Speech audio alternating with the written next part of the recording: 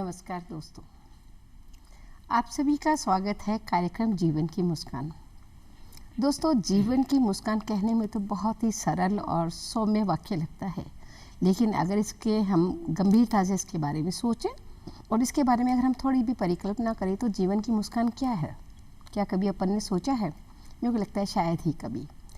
किसी व्यक्ति के जीवन की मुस्कान के मायने होते हैं बहुत सारा धन होना, किसी के जीवन में मुस्कान का मतलब होता है बहुत ज़्यादा संपत्ति होना, किसी के जीवन में उच्च प्रतिष्ठा, उच्च शिक्षा, उच्च घर-बार, जिसमें कि हम पूरे परिवार, हमारे सगे संबंधी खूब संपन्न है, कोई दुखी नहीं है, कोई बीमार नहीं है और इसी को हम जीवन में मुस्कुराता हुआ जीवन मानते हैं। लेकिन दोस्तों, अगर मेरे मायने से सुनना चाहें और मेरी अगर जो हृदय स्पर्शी जो भावनाएं हैं जीवन की मुस्कान को लेकर, वो ये है कि जीवन सार्थक तभी है जब हम अपने कामों से कुछ ऐसा करें जिससे ना कि मेरा परिवार, मेरा समाज, मेरा देश गौरवान्वित हो, बल्कि मेरे उस काम से किसी व्यक्ति के चेहरे पे मुस्कान आए, तो मैं इसको जीवन सार्थक समझती हूँ। और जीवन की मुस्कान लाने के लिए अनेक लोग, अनेक क्षेत्र ऐसे हैं जिसमें कि हमारी बहनों के, हमारे समाज के, हमारे बचे हुए तबके के लिए, निम्न स्तर के लोगों के लिए जीवन में मुस्कान लाने के लिए कार्यरत हैं और वर्षों से करते आ रहे हैं। दोस्तों, भारत का संविधान, जो कि विश्व का सबसे बड़ा संविधान है, जिसमें हर एक पड़ाव पे हर व्यक्ति के लिए बिल्कुल विस्तृत रूप से बताया गया है कि वह जीवन में कैसे खुश रहे और हमारे कर्मों के माध्यम से हम संविधान को भी कैसे चरितार्थ करें, क्योंकि संविधान के माध्यम से खाली कानून बना देना ही बहुत मायना नहीं रखता। उस कानून को हम अपने व्यवहार, हमारे कार्य, हमारी जीवन शैली में अगर हम उसको चरितार्थ करें तभी वो सार्थक माना जाएगा। संविधान में अनेक ऐसे कानून दिए गए हैं जिसमें विशेष तौर से प्रकृति को भी निहितार्थ किया गया, क्योंकि प्रकृति जिन तत्वों से बनी है, जल, थल, वायु, अग्नि, प्रकाश, उसमें प्रकृति का दूसरा रूप ही नारी को बनाया गया है। यानी प्रकृति संरचना करती है, छोटे पौधों को जन्म देती है, बड़ा पौधा बनता है, फल देता है और व्यक्ति खाते हैं। ऐसे ही हमारी महिला एक जीवंत रचना करती है, बालक को जन्म देती है, उसे बड़ा करती है, पालन पोषण करती है। और उस जीवंत रचना को जन्म देने वाली बहन, महिला, हमारी बच्ची, उससे संबंधित अगर हम बात न करें तो मुझे कुछ अनुचित सा महसूस होता है। तो आज मैं इसी विषय पे, मेरी कोशिश है कि हम हमारी महिलाओं के सम्मान, उनकी प्रतिष्ठा, उनकी सुरक्षा, उनके व्यक्तित्व के बारे में हमारा संविधान क्या कहता है और क्या क्या उसमें हमारी बातें निहितार्थ हैं। इसमें चर्चा करने के लिए आज हमारे स्टूडियो में विशेषज्ञ आमंत्रित हैं श्री महेश कुमार जी दुबे सर। आपका बहुत बहुत स्वागत है। आप राजस्थान के अधिवक्ता हैं और साथ में मेरी एक गृहिणी सामाजिक कार्यकर्ता बहन है अनीता महामना जी। आपका भी बहुत बहुत स्वागत है। तो महेश जी, मैं सबसे पहले ये चाहूँगी कि भारत की जो संविधान की रचना की गई है उसको क्या सोच के इतना विश्व स्तर पे बृहद बनाया गया और उसमें क्या क्या मुख्य चीज़ें हैं? भारत की संविधान की संरचना हमारे संविधान निर्माताओं ने की। जैसे कि आप बताने से पहले मैं एक बात बताना चाहूँगा कि यत्र रमन्ते देवता, यत्र पूजते देवी तत्र रमन्ते देवता। जहाँ नारियों की पूजा होती है वहाँ देवताओं का निवास होता है, ऐसा हमारे सांस्कृतिक विरासत के रूप में माना जाता है। तो संविधान निर्माताओं ने भी हमारे संविधान में नारियों को समानता का अधिकार देने का कार्य किया, क्योंकि अगर नारी समान रूप से सक्षम नहीं होंगी, समाज में उनकी समानता नहीं होगी, तो समाज आगे नहीं बढ़ सकता है। क्योंकि विश्व गुरु हमारा समाज, देश तभी बन सकता है जो समाज में, संविधान में उनको प्राप्त अवसर मिले और वो बराबर कंधे से कंधा मिलाकर देश निर्माण में कार्य करें। इसके लिए संविधान सभा में भी बहुत सारी महिलाओं को शामिल किया गया था। उसमें सुचिता कृपलानी जी थी, विजय लक्ष्मी पंडित थी, ये तमाम महिलाएं संविधान निर्माता सभा में थी। और भारत का संविधान पूर्ण रूप से महिलाओं के मौलिक अधिकारों की रक्षा करता है और बराबरी और समानता का अधिकार प्रदान करता है। वकील साहब, आप मुझे ये बताइए कि हम महिलाओं की प्रतिष्ठा से संबंधित संविधान में कानून देखते हैं, उनकी सुरक्षा से संबंधित बहुत सारे प्रावधान दिए गए। क्या हमारे संविधान में कहीं पे बहनों के, महिलाओं के, कार्यरत महिलाओं के कर्तव्यों के बारे में भी कुछ है? कर्तव्य तो देखिए, हर व्यक्ति का जो जन्म लेता है उसके कर्तव्य होते हैं, समाज के लिए, संविधान के लिए और देश के लिए। सबसे पहले तो कर्तव्य जो होते हैं एक महिला के, उस सबसे महत्वपूर्ण तो उनका ही कर्तव्य होता है कि उनके आचरण से, व्यवहार से ही समाज सही दिशा में जा सकता है। पुरुष के, मेरा मानना, व्यक्तिगत रूप से मानना है कि पुरुष से ज़्यादा महिलाएं ही समाज को सही दिशा दे सकती हैं, सही रास्ता बता सकती हैं, क्योंकि वो जननी हैं। वो जननी हैं, वो जन्म देती हैं। और सबसे पहले, जैसे आप जानती होंगी, सभी लोग जानते, दर्शक भी जानते होंगे, कि सबसे पहले बच्चा क्या बोलना सीखता है? माँ। तो माँ बोलना सीखता है तो माँ सबसे पहले उनकी गुरु होती है। वो बच्चा, माँ जो बच्चों को सिखाती है, वो धीरे धीरे उसी का आचरण अपने जीवन में लाते हैं। अगर माँ अगर अच्छा आचरण देगी अपने बच्चों को, अपनी बच्चियों को, उनको, एक तो मेरा ये थोड़ा सा विशेष आग्रह रहता है महिलाओं से कि वो अपनी बच्चियों को कमतर नहीं समझें, बच्चियों को उतना ही स्ट्रांग समझें जितना वो बच्चों को समझती हैं।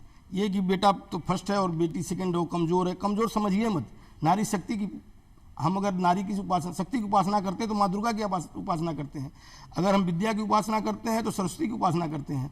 और अगर धन की आराधना करते हैं तो माँ लक्ष्मी की आराधना करते हैं। तो नारी और बच्ची कहीं अंतर नहीं। हमारे सबसे बड़ी विडंबना क्या है कि हम महिलाएं ही अपनी बच्चियों को तू धीरे रख, तू ये कर, तू वो कर, ये उनके अंदर शुरू से ही स्ट्रांग फीलिंग दें, जिससे कि वो खुद ही अपने सक्षम हो। उनको किसी के, मतलब मेरा तो ये माना, किसी के मतलब सहयोग की आवश्यकता ही नहीं पड़े। वो खुद इतनी सक्षम है।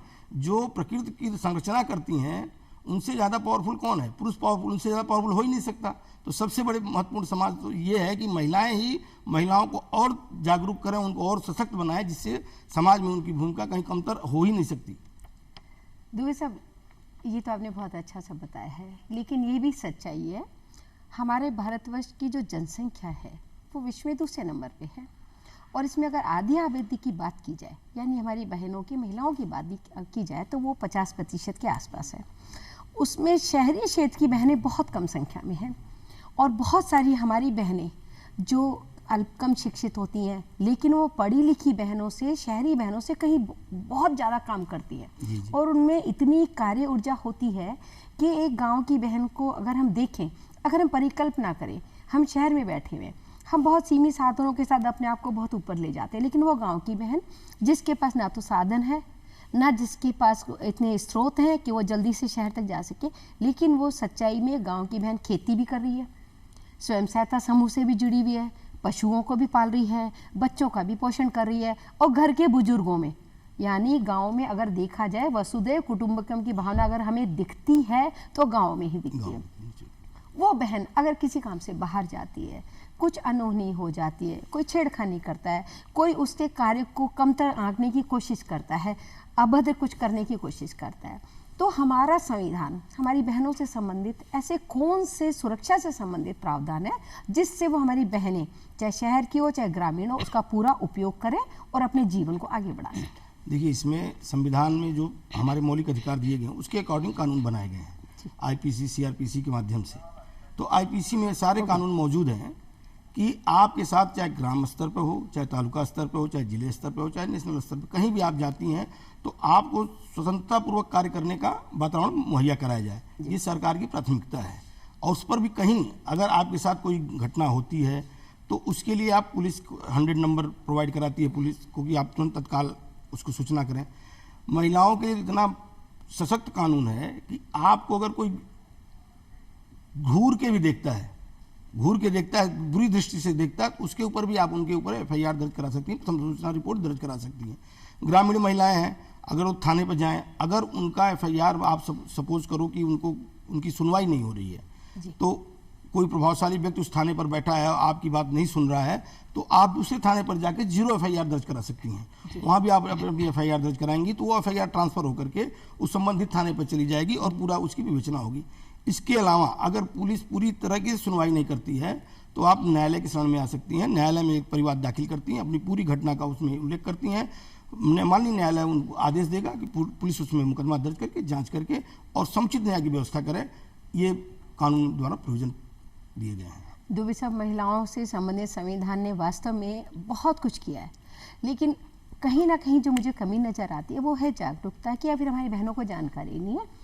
जानकारी जरूरी नहीं है किताबों से दी जाए, विशेषज्ञों से दी जाए, राजनेताओं से दी जाए, या फिर हमारे माता पिता द्वारा। जानकारी देने के अनेक माध्यम हैं, और एक माध्यम है काव्य रचनाएं, यानी हमारी बहनों को अगर उनसे संबंधित उनका प्रोत्साहन करना है, उनका व्यक्तित्व बढ़ाना है, उनकी गरिमा को बढ़ाना है, तो रचनाएं बहुत प्रभावी रूप से काम करती है। और रचनाओं को लेकर ही मेरे साथ बैठी हुई हमारी बहन अनीता जी। अनीता जी, मैं आपसे आग्रह करूंगी कि हमारी बहनों के लिए आप एक रचना सुनाएं। जी। नारियां विश्व की चेत जाएं अगर, नारियां विश्व की चेत जाएं अगर, युग स्वयं ही बदलता चला जाएगा, युग स्वयं ही बदलता चला जाएगा। शक्तियाँ शक्तियाँ शंख जग में बजाएं अगर, शक्तियाँ शंख जग में बजाएं अगर, हर हृदय ही मचलता चला जाएगा, हर हृदय ही मचलता चला जाएगा। त्याग दें नारियां, त्याग दें नारियां ये गलत रूढ़ियाँ, तोड़ दें अंधविश्वास की बेड़ियाँ। नारियां दुष्प्रथाएं उखाड़ें अगर, नारियां दुष्प्रथाएं उखाड़ें अगर, दंभ का दम निकलता चला जाएगा, दंभ का दम निकलता चला जाएगा। नारियां विश्व की जाग जाएं अगर, नारियां विश्व की जाग जाएं अगर, युग स्वयं ही बदलता चला जाएगा।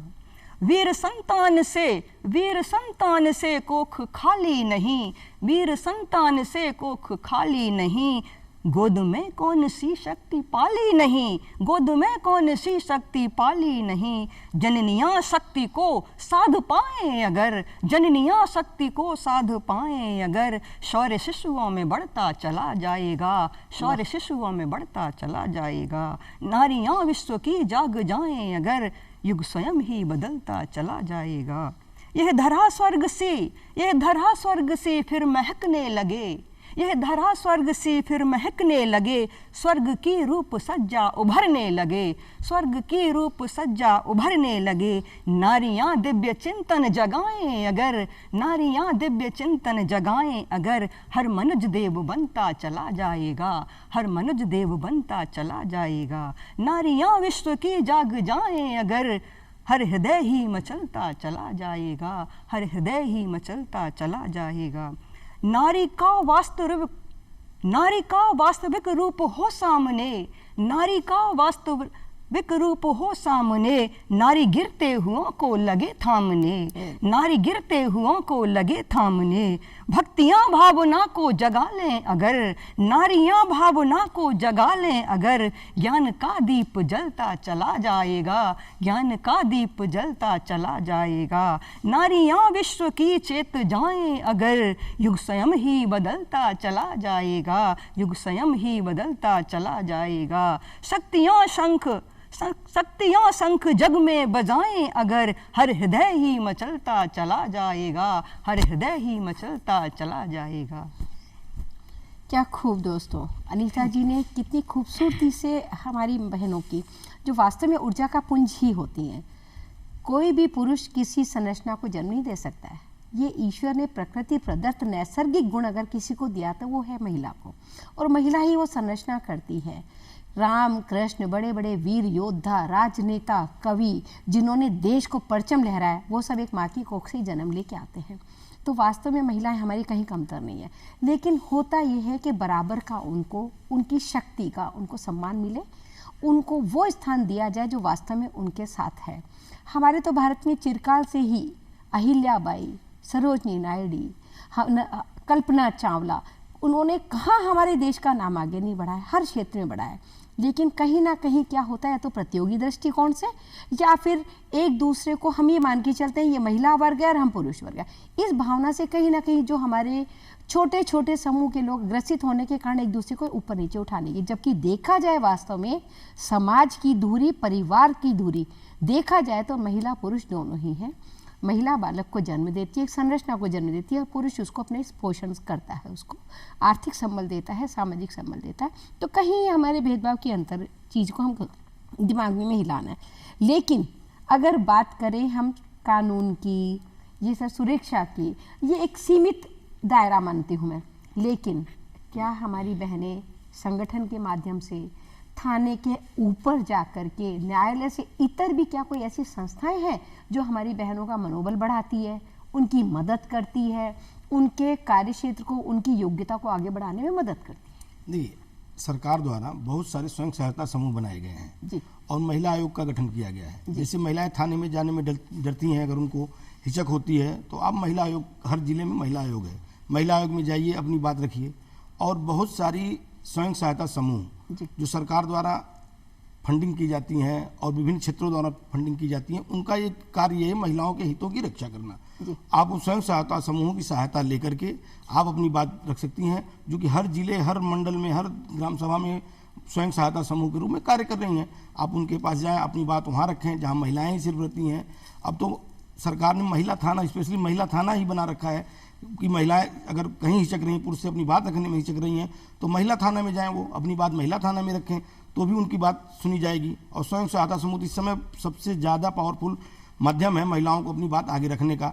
और सामाजिक रूप से उद्धार, जैसे आर्थिक रूप से संबल प्रदान करने का काम भी स्वयं सहायता समूह के माध्यम से महिलाएं कर रही हैं। खूब सारी संस्थाएं इस काम कर रही हैं। उसमें कहीं आपको थोड़ा सा गाइडेंस की ज़रूरत पड़ती है। उसमें आप, सरकार भी, जैसे मान लीजिए आपको कोई सुन नहीं रहा है तो सरकार विधिक सहायता केंद्र खोले हुई है महिलाओं के लिए स्पेशली। उसमें निःशुल्क, अगर आपके पास किसी वकील को, किसी और विशेषज्ञ को हायर करने की आपकी क्षमता नहीं है, तो आप निःशुल्क जाएंगी और सरकार विधिक सहायता केंद्रों के माध्यम से आपको वकील भी उपलब्ध कराएगी, जो आपको कानूनी सहायता उपलब्ध कराएंगे। दुबे जी, सामाजिक स्तर पे भी यानी आप कहना चाह रहे हैं कि हमारी महिलाओं की योग्यता, प्रॉस्पेरिटी, उनके व्यक्तित्व, उनके हुनर को बढ़ाने में खूब मदद कर रही हैं।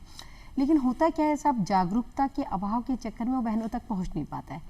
क्या हमारी बहनों से संबंधित जो कानून है, जो योजनाएं हैं, जो प्रावधान है, वहाँ उसके प्रचार प्रसार के लिए ग्रामीण स्तर पर, राज्य स्तर पर, जिले स्तर पर, राष्ट्रीय स्तर पर विधिक सहायता प्राधिकरण तो बन गया है, लेकिन वो बहन उसको कैसे लाभ मिले? गांव में ऐसी कौन सी व्यवस्था है जिससे मेरी गांव की बहन जाके उससे मदद ले सके और वो अपने आप को सुरक्षित भी रख सके और अपनी योग्यता को भी आगे बढ़ा सके? देखिए, अभी आपको बताऊं, सरकार ने आरक्षण के माध्यम से महिलाओं को नगर पंचायतों में, नगर ग्राम पंचायतों में आरक्षण दिया कि जो प्रधान ही महिला होगी, वहाँ की सरपंच महिला होगी, एक तरीका। और सरपंचों को भी सरकार अलग से पावर दे रही है कि वो अपनी बात और मजबूती से रख सकें, उनकी बात को और मजबूती से सुनी जाए। तो आप अपने गांव के सरपंच के पास जा सकती हैं। अच्छा, इसका अभी लोग कहते हैं महिला आरक्षित सीट है तो वो महिला लड़ेगी, ऐसा नहीं है। आप अनारक्षित सीट पर भी महिला लड़ सकती हैं, वो अपनी बात रख सकती हैं। ये नहीं कि आरक्षण वाली सीट है तो महिला वहाँ लड़ेगी और अनारक्षित सीट है तो उसमें पुरुष लड़ेगा। ये जो विभेद है, इसको भी महिलाओं को खत्म करना होगा। उस सीट पर भी वो चुनाव लड़ें, राजनीतिक रूप से, सामाजिक रूप से जागृत हों, समाज को दिशा देने का काम करें। आपने अभी खूब बताया, महाराज शिवाजी जो थे, उनको तैयार करने में सबसे बड़ी भूमिका जीजाबाई जी की थी। जीजाबाई ने उनको तैयार किया कि आप स्वराष्ट्र की स्थापना कीजिए और देश के लिए लड़िए। तो महिलाओं की भूमिका हर जगह मौजूद है। और उसके बाद आपको जाना है तो आप वहाँ चली गई, सरपंच के पास चली जाएं।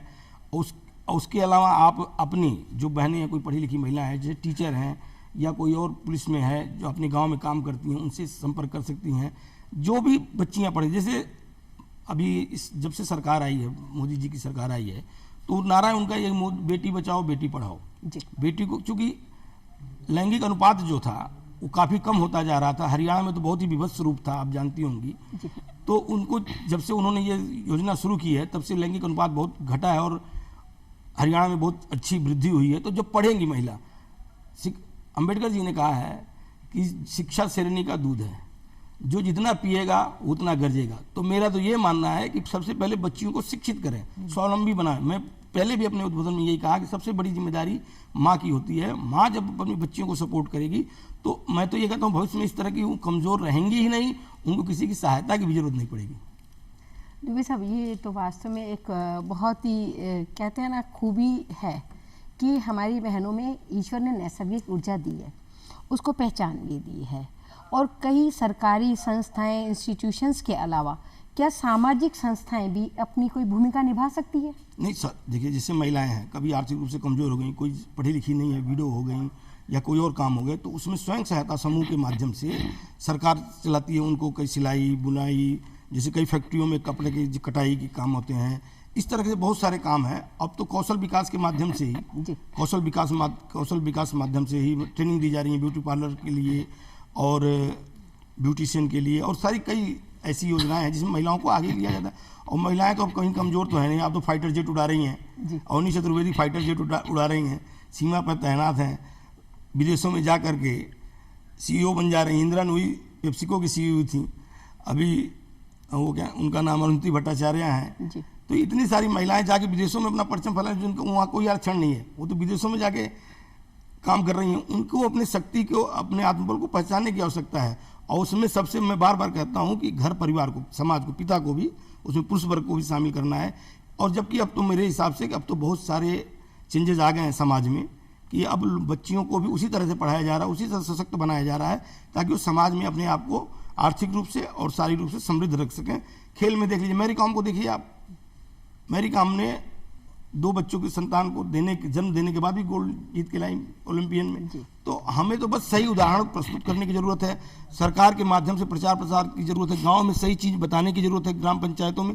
हालांकि पोस्टर के माध्यम से, अखबार के माध्यम से, वॉल पेंटिंग के माध्यम से सरकार ऐसे खूब प्रयास कर रही है, लेकिन उसमें सबका सामाजिक दायित्व है। स्वयं सहायता समूह के अलावा हम जैसे मान लीजिए जो पढ़े लिखे लोग हैं, चाहे मैं तो महिलाएं चाहे पुरुष, वो चीज़ें उनको खुद को अपने पेशे के अलावा समाज में जाएं, बैठें, किसी घर बैठें, किसी स्वयं 10 महिलाओं को बुलाकर बताएं कि देखिए ये आपका अधिकार है और ये आपके कर्तव्य हैं, और इसको आप अगर निर्वहन करेंगी तो देश और समाज के लिए बहुत ही ज़्यादा। आपने जैसे बताया कि 50% महिला 50% पुरुष है, अगर 50% महिला कुछ नहीं करेंगी तो देश कभी समृद्धशाली हो ही नहीं सकता। किसी परिवार का 4 बच्चा है, अगर 4 बच्चे में 2 बच्चे कमाते हैं, 2 बच्चे नहीं कमाते हैं, तो आप देखिए उनके स्थिति क्या रहती है, और 2 कमाने वाले की स्थिति क्या होती है। उसी तरह महिलाएं 50% पे आप लोग पुरुषों को तो कंपेयर कर लेते हैं, महिलाओं को हम कंपेयर करना भूल जाते हैं। तो उसी तरह महिलाओं को जब हम सशक्त बनाएंगे तभी हमारे समाज को दिशा मिलेगी, और देश हमारा विश्वगुरु, जो हमारे प्रधानमंत्री जी का सपना है कि हम एक दिन विश्वगुरु बनेंगे, उसमें महिलाओं की सबसे महत्वपूर्ण भूमिका है। अगर उनको हम सशक्त बना लेंगे तो निश्चित रूप से विश्वगुरु बन जाएंगे। तो वकील साहब, आपका कहने का मतलब है कि महिलाओं ने हर जगह परचम लहराया है, उनको पहचान की आवश्यकता है, उनको सहयोग की आवश्यकता है, और सहयोग समानांतर चलता है, चाहे महिला पुरुष हो, चाहे छात्र छात्राएं, चाहे राजनीति क्षेत्र हो, आर्थिक क्षेत्र। और वो अगर समानता सब जगह संतुलन में चलती रहे तो देश निश्चित रूप से आगे बढ़ता है। इसीलिए हमारे प्रधानमंत्री माननीय मोदी जी ने कहा है, अगर किसी भी देश को विकसित होना है, अगर किसी भी देश को आगे बढ़ना है, अगर किसी भी देश को विश्व में अपने परचम लहराने हैं, तो उन्हें 4 स्तंभों पे तो ध्यान देना ही देना पड़ेगा। वो है हमारा किसान, हमारे गरीब, हमारी युवा और हमारी महिला। और महिलाओं को अगर उसमें बराबर संतुलन बनाने में आगे बढ़ाया जाए तो देश निश्चित रूप से आगे बढ़ेगा। और इसी चीज़ को मैं जोड़ते हुए अनीता जी आपसे फिर निवेदन करूंगी कि महिलाओं की क्षमता को दर्शाती हुई एक और रचना सुनाइए। Thank you. दरिया की कसम, दरिया की कसम, मौजों की कसम, ये ताना बाना बदलेगा। दरिया की कसम, मौजों की कसम, ये ताना बाना बदलेगा। तू खुद को बदल, तू खुद को बदल, तभी तो ज़माना बदलेगा, तभी तो ज़माना बदलेगा। तू चुप रहकर जो सहती रही, तू चुप रहकर जो सहती रही, तो क्या ये ज़माना बदलेगा।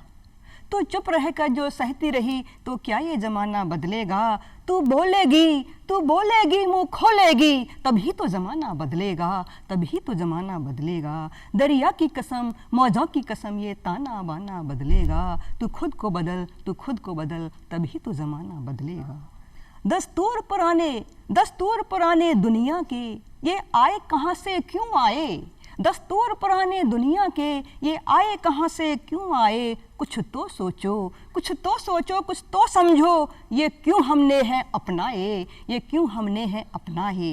कुछ तुम बदलो, कुछ तुम बदलो, कुछ हम बदलें, कुछ तुम बदलो, कुछ हम बदलें, फिर सारा ज़माना बदलेगा। दरिया की कसम, मौजों की कसम, ये ताना बाना बदलेगा। तू खुद को बदल, तू खुद को बदल, तभी तो ज़माना बदलेगा। ये पर्दा तुम्हारा कैसा है, ये पर्दा तुम्हारा कैसा है, क्या ये मजहब का हिस्सा है।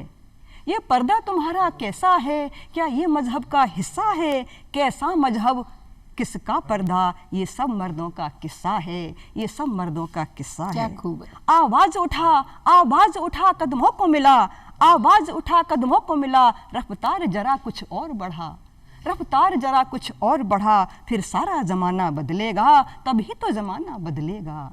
दरिया की कसम, मौजों की कसम, ये ताना बाना बदलेगा। तू खुद को बदल, तू खुद को बदल, तभी तो ज़माना बदलेगा, तभी तो ज़माना बदलेगा। धन्यवाद।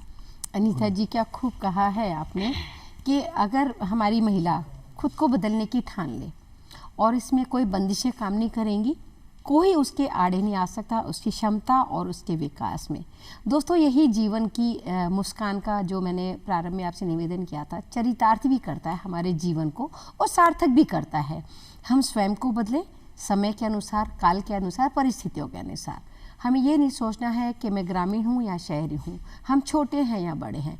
एक वसुधैव कुटुंबकम की भावना के साथ आगे बढ़ें, एक दूसरे का हाथ थामें, आगे बढ़ें और जीवन को ऐसे कामों से लब्बो लुआब से भर दीजिए कि आपके कामों को देख के कोई दूसरा देख के अपने आप ही मुस्कुराए कि मैं भी ऐसा करने के लिए जुड़ता हूँ।